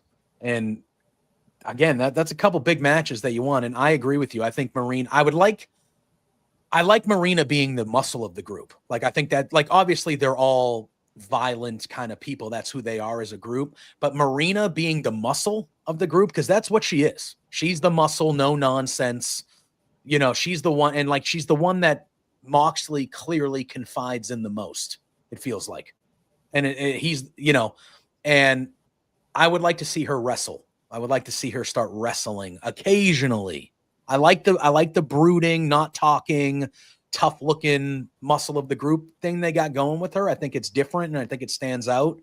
But like you said, there's a shelf life to that. She needs to start getting involved a little bit more and give her something. Give her a feud. The Willow stuff would be great. That would be a great feud for her. You remember the video when they were all like getting angry and talking to the camera, and then she spoke Russian into the camera? Mm-hmm. Do that more. Yeah, like, oh man. Put her with Layla Hirsch. Yeah. Give those two a feud and like have them yelling Russian at each other. Yeah. Like, there's a lot of things they can do to kind of, you got something good with how you're presenting the people in the group. I feel like, you know, I don't know how you feel about the Death Riders group in general. Are you getting, you know, are you tired of it? Are you ready? I'm ready. I'm not tired of it. I bought into it early on. I just feel like it's been a lot of the same stuff for a few months now. So I feel like we need to get it to that next step or next level in this story, because it feels like they haven't progressed the story in like 2 months. So that's kind of how I feel about it. I don't know where your generalization when it comes to the Death Riders angle is. No, I'm in the same boat. Like, are they going to eventually make Yuta the whipping boy and kick him out? Like, that's something that's been teased for a while. Yeah. There's so many different loose threads that can be pulled here. And I agree. Yeah, good. I like everyone in the group individually, but considering 3 of the 5 of them have been together even longer because of the Blackpool Combat Club stuff, it does feel like maybe the alliance is starting to run its course. Yeah. We know Claudio doesn't need a group. We know Pac doesn't need a group. And the only way you're going to find out if Yuta doesn't need a group is if you get him away from him. And he's been associated with other people since he got to AEW. You know, first it was Best Friends, and then it was BCC. Now it's Death Riders. Like, give that dude the Continental title or the International title and give him a great run of challengers, and let's see what he can do. Like, Yuta is somebody that I'm really excited to see what he can do on his own when all this is over. Yeah, I agree. And I think, you know, you mentioned Yuta and the way he looks and stuff. I think, you know, ever since he fully turned and joined with them, he looks more and more like a shithead every week.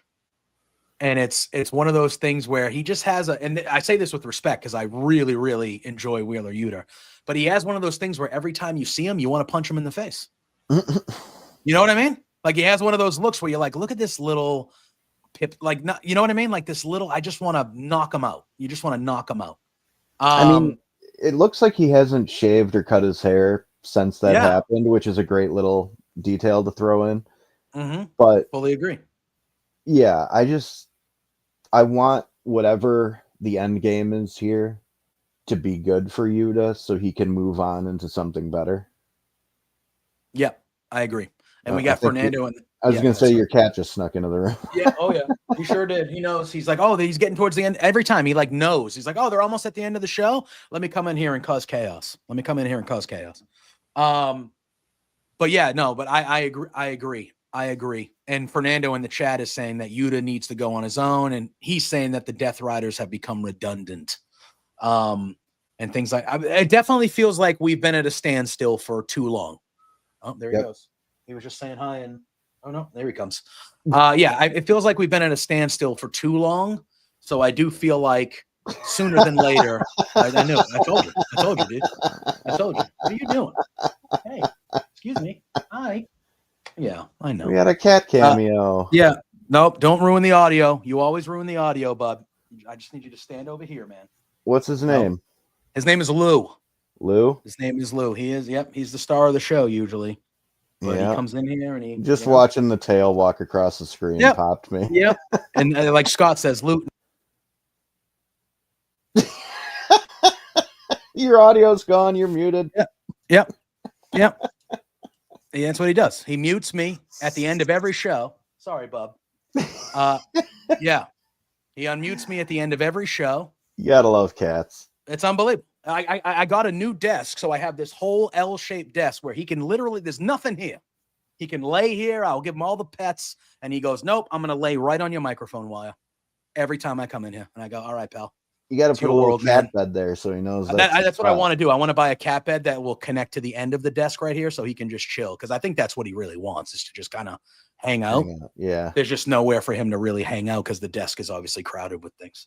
Right. But yeah, but that was Lou making his end. Like Scott said, Lou can't miss his plugs. Can't miss his plugs. But no, running.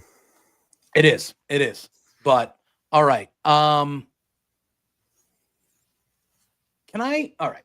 Last night during commentary, especially in the main event with Adam Copeland, I felt like Excalibur was struggling on whether he should call him Adam Copeland or Cope. Like, I felt like he was like, it just came off to me that he was just like, all right, he was calling him Adam Copeland, but then he would start calling him Cope because they're really trying to get the Cope thing over. I will not call him. I'm going to call him Adam Copeland. I don't like, but I just thought that was kind of like it didn't obviously affect anything, but I thought it was kind of funny because you can tell they're really trying to get the Cope thing over. But I thought that was, whatever. I mean, it's not a big deal to me. It's a nickname. Who cares? But I just thought that was kind of funny. If you listen back to the commentary, you can hear Excalibur calling him Adam Copeland and then quickly saying, "No, Cope," kind of trying to lean into it a little bit. I just thought that was a funny little tidbit that I wrote in my notes about Excalibur, but I don't want him to be Cope. Adam Copeland, calling him as a nickname is fine. But it's not like Edge, he came into WWE as Edge, not Adam Edge Copeland. Mm-hmm. So it was fine calling him Edge the whole time. If he had showed up in AEW in day one as Cope, maybe it would be a little easier to swallow. But there is one thing I hope comes out of all of this. I think it would be really funny if he named a new finisher the Copium. Mm-hmm. Because that's the term everybody likes to use online when they're like, "Oh, you're taking too much copium," and that'd be fun. See, if you do stuff like that, you change it up a little bit. I think that's a good way to. That'd be fun. I wouldn't mind that. Actually. This is also why I don't run a wrestling company, because my ideas are only to pop me. Yeah, it's true. I don't care about the general audience. Yeah. Johnny, thanks for popping in. He said, good show and a great, fun guest host. Have a great day, y'all. You have a good rest of your day, too. Johnny, appreciate you always being here and supporting us on the Firmly side of things. All right, one other thing I wanted to discuss before we get out of here is there has been a lot of news reports, some blown out of proportion, it seems, but there's been a lot of Britt Baker discourse this week with AEW. There was a report at the beginning of the week that said she was being very difficult to work with and she was unliked. And I believe the actual wording of the original report was that Tony Khan had basically got to the point where he was just at a point where he wasn't going to use her anymore. That has been reported that that was kind of blown out of proportion there. However, last night I found it was odd timing that she would release this tweet, because it was literally right in the middle of AEW Dynamite. Look into that as how you want to. She did release a tweet basically saying, like, I usually try to be quiet when it comes to drama and nonsense because I know how that can be, but people starting rumors about things, that is not okay. And she basically just kind of dispelled some of the rumors that were out in the public with her. Again, I don't know if you want to look too much into it when it comes to the timing of her releasing that statement, because it was during Dynamite. But, her tweet was, I understand we as performers are expected to have thick skin through opinions and lies we read about ourselves, but spreading lies about my personal life is just low, weird, and something I won't tolerate. Said, I've never cheated on anyone in my life. I don't even know what that is referring to. I really only saw the report about the Tony Khan stuff. So I don't know if that's a thing that I don't know. I try to stay out of the drama type crap like that when it comes to wrestling, because I don't think that serves a purpose, really. Their personal lives are their personal lives. It's none of our effing business, if you want my humble opinion on it. But how are you feeling about, because, he was injured for a long time, didn't see her. She came back. She had the stuff with Mercedes. That match did not go well at All In. And we've seen her very sparingly since.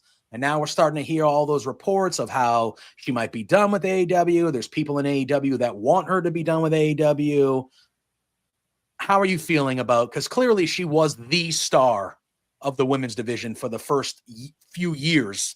And she made herself a star, and she got over, and she was considered a pillar of the company by a lot of people. Even on screen, they had wrestlers calling her that in promos and things of that nature. And now it seems like things might not be kosher with her, or to the level that they used to be. So, like, what are your opinions on this Britt Baker situation? Do we think it's running? Does she need, we got people in the chat saying she needs a fresh start somewhere else. Like, how are you feeling about Britt Baker and all this stuff that we seem to be hearing recently about what could be going on with her in AEW? Well, first of all, I wasn't aware that somebody had thrown out a cheating allegation.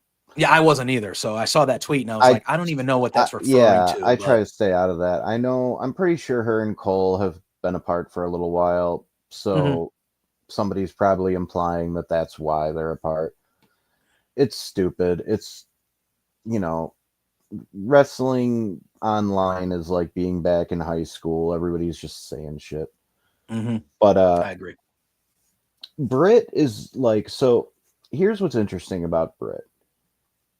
Early in AEW, she wasn't the one.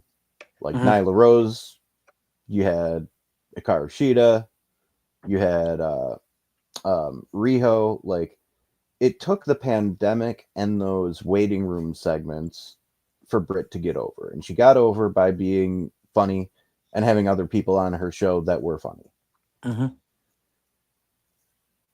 I don't think Britt has ever been the best wrestler in AEW's women's division.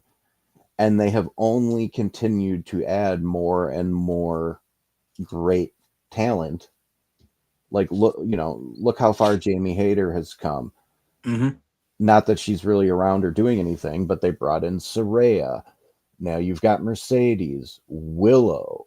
You can just keep going. Serena, who they were like, it looked like they were trying to set up a feud between the two of them, and where's that now? Yep. So do I think Britt could benefit from going somewhere else for a fresh start? Sure. Everybody could probably once in a while, but I also don't know if that's necessarily the answer. I mean, she might flop in WWE for all we know, or wherever. If she wants to go do a little run in Japan, hey, look what it did for Anna Jay. She came back like looking like she gained a year of experience in a couple of months. It was crazy. Mm-hmm. So I think there's a lot of roads this could take, but I don't like to get into the fake rumors and stuff. Yeah. And I think it sounds like that's probably the most diplomatic response Britt could give if she was going to give one. Mm-hmm. I would agree. And but I have no, like, I'm not going to sit here and say I hate Britt Baker and I never want to see her on AEW television again. I think she has value. Of course. I think they need to find the right way to use her. Yeah. And look at anybody. She's still a star. She's still a star. Like, they promote her, the last couple times, if you still promote her that way, like, she's still going to get a pop. Like, she might not be at the level of star that she was, because she was the only star you were portraying in your division for 2 years. You didn't put any other lady stars, female stars, to her level for those couple years. So she was clearly the standout. But like you said, now you look at the women's division and it's loaded with talent.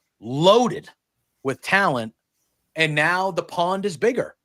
And it's one of those things where, like, I get it. I can imagine once you become a star, you probably don't want to stop being a star. You know what I mean? So, like, I get it. There's probably some personal frustration that, hey, I was the biggest star in this division and now I'm not. Like, I can understand personal frustration by that. But I also think, like, obviously Britt would have to want to play ball. And I don't know about the relationship her and Tony have now. I knew that Tony clearly loved her and pushed her as a top of the company type person. I don't know what their relationship here. It's not my business. But I think Britt Baker coming back and just kind of having really good matches with all the new ladies and getting over that way. And, like, I don't think that's a bad thing for her to do if she were to come back and be like, hey, I was the star of this division. I was at the top of this division, but now the division has a lot of talent. So I'm going to work my ass off and get back to the top of the division. And then if you give her matches and she wins you can build her back up that way. Cause I do think the crowd will get behind her again easily. And I think the crowd would want to cheer for her again because she was over, and she was the best person arguably in the company for a stretch. Now, I just feel like there's a way to do it. I just don't know if we're ever going to get to them doing it. I don't know. I mean, for me personally, her being the top star for a while is something I can't equate to her being the best. I agree. I think I sometimes hate doing this because I'm obviously not an expert. I can only offer my opinion, but in the ring, I don't think she's at the level she needs to be the top of AEW anymore. That's fair. Early on, sure. Yeah. Now the bar has been raised. Remember that match between Serena Deeb and Thunder Rosa back during the pandemic when Serena was still like the NWA Women's Champion? Mm-hmm. Like, matches like that raised the bar a lot, and they've only continued to happen. And I just, the only like really good matches Britt has had were against people who could elevate her. Mm-hmm. Now, Britt has not been in this business for 20 years. It's not like we can expect her to look as good as an Emi Sakura who's been doing this for a couple decades. Mm-hmm. But she has been in it long enough to where I think maybe she should be at a slightly higher level than where she's at if she wants to be continue to be portrayed at the level she is. Yeah. So I think that's fair. How to get there is obviously something that I can't offer expertise on because I'm not a pro wrestler. So I don't know, but she needs something. And right now it just doesn't feel like AEW, her, or the fans really know exactly what the right thing to do is to get her back to that level. Yeah. Yeah. And I think that's where we're running into, again, I'm not in the company. I'm not in the back. I don't know what's what. I don't know any of that drama stuff of who likes who. I'm paying attention to what I see on my screens. That's what I pay attention to. And I think that Britt Baker can still be an important asset to the company and an important asset to the women's division. But if there's an attitude where, well, I was the biggest star in the division, so I'm expecting to come back and still be the biggest star in the division. And if that is the problem, where one person thinks that way and the other person is like, well, we need to build you back up to that or whatever. I think, like I said, both sides need to play ball, but I do think there is a way you could utilize her, even if it doesn't mean she's the best person in the division.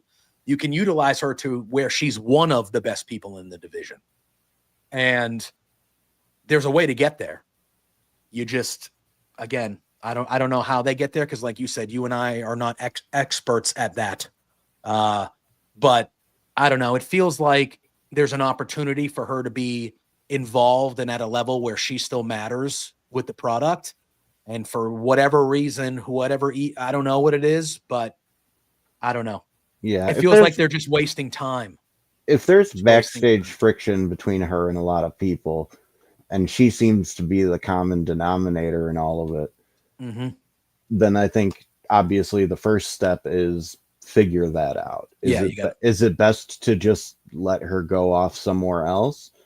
Or is there a way for her to remedy that? We've seen in the past people who were problematic change their ways. Like, you know, Shawn Michaels will be the first one to tell you that he was the biggest jerk back in the day and hard to work with and politicked and all that.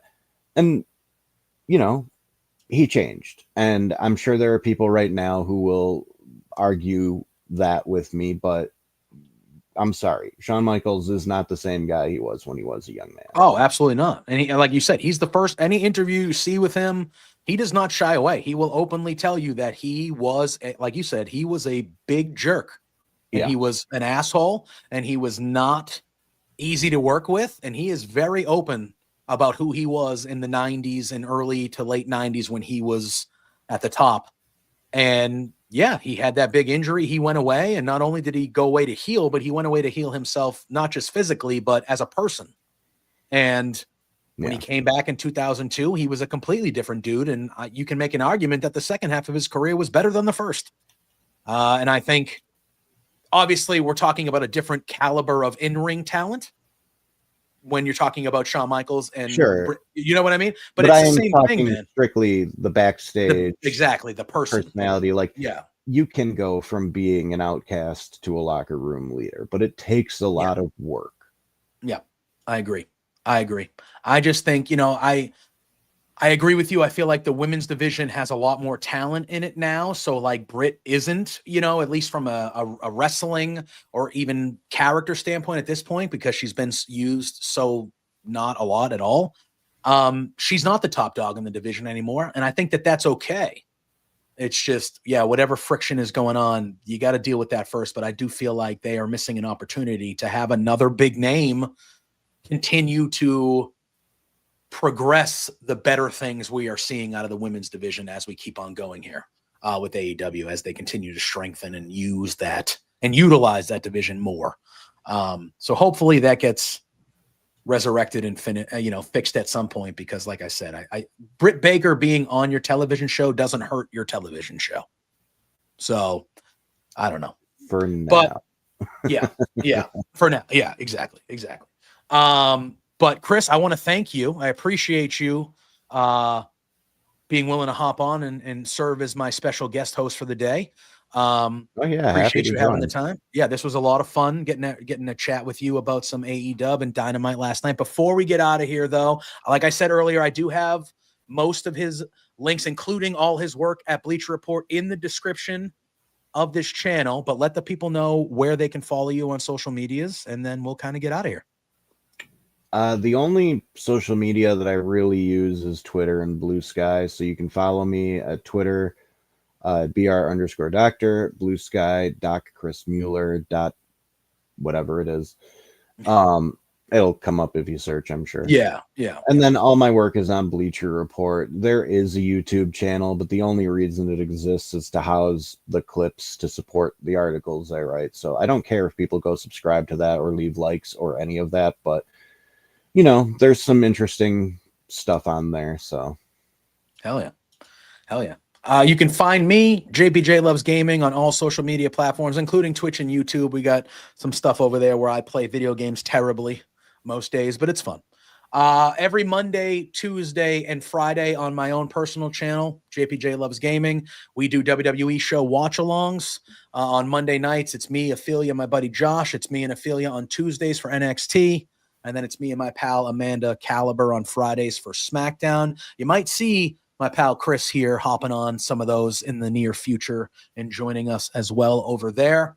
Obviously, here at Love Wrestling, we got a ton of stuff. You got me and Drew every Tuesday and Thursday morning, 10 a.m. for Firmly Love Wrestling. We talk WWE on Tuesdays. We talk AEW on Thursdays. And every Thursday night at 8 p.m., you guys know, coming up on doing this thing for almost 3 years, me and my main squeeze, Pluggo, the flagship show here at Love Wrestling, Between Two Beards. We got Graham Matthews joining us tonight, Wrestle Rant joining us this evening. We're going to talk some Saturday night's main event. We're going to talk some WWE. Dan, I was another just going to say Report that. Guy. Yeah, another bleed. Yeah, 100%. I've known Graham for so long. He's a good dude. Graham's he's a great dude. He's from my neck of the woods. I think he's based out of Connecticut, so I see him at all the local shows, and I ran into him at NXT when they were in Lowell a month ago or 3, whatever it was. And I was like, hey man, I always see him at the local shows in Mass because we're right near each other. So Graham was literally still in high school when he started writing for Bleacher Report. Yeah, it's crazy. I've known that dude as he's gone through college, gotten his master's. Yep. So he's a good dude. Everybody should go follow him. He is. I appreciate all the kind words. A lot of people putting you over in the chat, Chris, saying you were a great guest today, as you were. We had a great show today. Thank you, everybody. Appreciate everybody. And yes, this is true. So next Thursday, so Drew and I will be back together on Tuesday for Firmly WWE. But next Thursday, I will be flying to Indianapolis for the Rumble. So I will not be here next Thursday. So you get back-to-back weeks. This week, I had the cool guest host with Chris. And next week, Drew has the cool guest host because our buddy Dan Brown is joining Drew next week for Firmly AEW. So this week and next week, you got each of us doing a little cool guest hosts, bringing in a buddy, and Dan will be with Drew next Thursday for Firmly AEW. Yeah, Chris, everyone's putting you over in the chat, man, as they should. So go follow. People are doing this to me. Yeah. Go follow Chris. Go follow all the stuff. Go read and see. He's great at, and I'm not just trying to blow smoke, but his interviews are truly great. Like when he releases an interview, I go out of my way to read, to listen, all of it. His stuff is great. So go click that link, the Bleacher Report link, and check out his stuff. He's really, really good. He does a lot of good work over there. So go give him some love. I will see you guys tonight for Between Two Beards. Chris, thank you again for joining me today as we get out of here. Invite. Absolutely, man. Absolutely. I was glad that you were able to do it.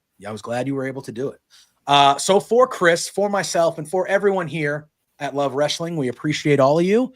And you guys know the drill. Until next time, peace out.